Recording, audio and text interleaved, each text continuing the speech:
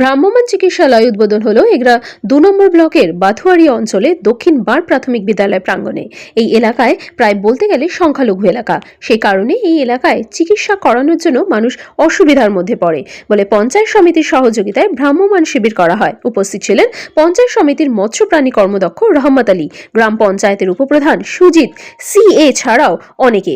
মহিলা থেকে পুরুষ চিকিৎসার জন্য প্রচুর ভিড় জমায়।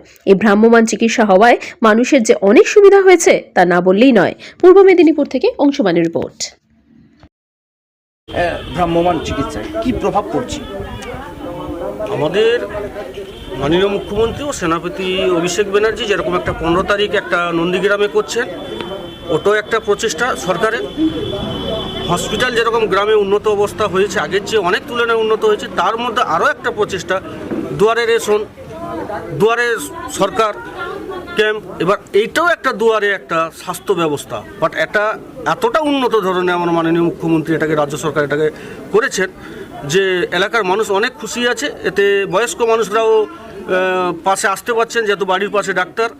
তো এটা খুব অশেষ, আমাকে খুব ভালো লাগছে।